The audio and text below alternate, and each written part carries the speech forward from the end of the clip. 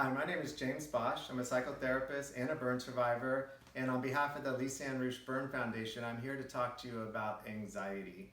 Anxiety is a normal response to stressful situations, right? And there's actually a lot in the world to be anxious about. A lot of stress in the world and a lot of stuff in our fast-paced society that causes anxiety. But when anxiety becomes a problem, when it becomes excessive thinking, when it becomes excessive worry, when it becomes disorders such as generalized anxiety disorder or panic attacks, it can really cause a lot of disruption and pain in people's lives.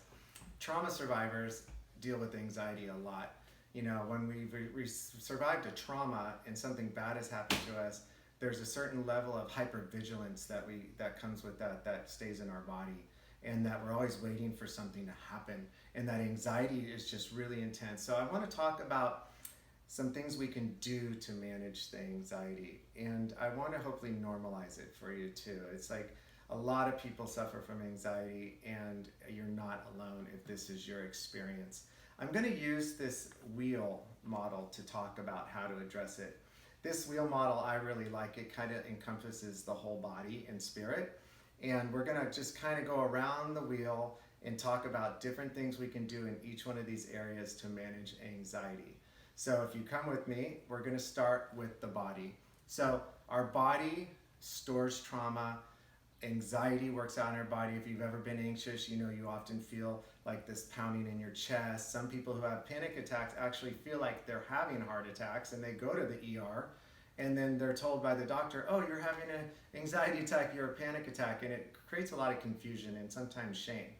So there's a lot of anxiety that lives in our body. So what can we do for the body, for anxiety? So one thing that we have available to all of us all the time is our breath. And when we're anxious, oftentimes you'll notice when people are anxious and talking really, their voice gets really high and they talk really fast, and they're really only breathing from the top part of our chest, right? So it's really important with anxiety, with our breath, is to bring the breath down to the lower part of our body, to our diaphragm. One simple thing you can do is you can simply put your hand on your heart and your hand on your stomach. One, this is really soothing for our body to touch our heart. And the next is when we put our hand on our stomach and breathe through our diaphragm, we feel our hand push out. And when you feel your hand push out, you know that you are breathing all the way down to the bottom of your stomach. So that is one thing we can do, is just take unmeasured, not forced, deep breaths. That can really, really calm our body. The next thing we can do is one simple technique called square breathing. This is really easy. So you want to imagine an imaginary square in front of you. And what you do is you breathe in for the count of 4. 1, 2, 3, 4. And then you hold your breath for the count of 4. And then you breathe out for the count of 4. Then you hold your breath for the count of 4. Then you breathe in for the count of 4. So you just keep going around the square. In, hold, out, hold. If 4 doesn't work, 3, whatever number. The thing is, it really regulates your breathing, and it calms and resets your nervous system. So that's one thing you can do with your breath. The other thing with great is anxiety is burning it off. So if you like to exercise, you can go for a brisk walk. You can go anything that gets you sweating, and that maybe you can burn some of this energy off of your body is really great. So that is one thing you can do for the body with anxiety. There's so many different great holistic and physical things that you can do to manage anxiety in your body. Yoga, Tai Chi, Qigong, meditation, any kind of, Eastern, Western, whatever thing that gets you calm, that gets you in your body. Now, some people say, in my body is so anxious, I don't want to be in it. But what it does is when you connect your breath with your body, like yoga does, it lowers your heart rate, it lowers all that stress, and you can start to ground. And that's what we want to do. We want to ground our bodies. So that's the body. So let's talk about the mind, because this is where all the anxiety is really happening, right? We're feeling it here, and it's all up here. So one thing that's great is in the mind is we want to identify the fears and the messages and the negative beliefs that are fueling our anxiety, right? Oftentimes these messages that we're telling ourselves, aren't really based on fact, right? They're based on our history, they're based on our conditioning, they're based on stories that we've been told or told ourselves, right? I'm this, something bad's gonna happen because. So one tool for the mind is to use like therapies like cognitive behavioral therapy, right? So basically that's based on the cognitive triangle, that if I change my thought, I can change my feelings, which will change my emotions. Or you can join it on any part of the triangle. If I change my emotions, maybe I'll change the behaviors and feelings that are leading to these thoughts. But many times we say in therapy is we talk about cognitive restructuring, right? You take a negative thought and you restructure it into a positive or a neutral thought. And then, our brains, they really, really react in intense ways, and then our bodies think it's true, right? So like right now, if I say to you, I love this example, pretend like you're taking a bite out of a lemon, right?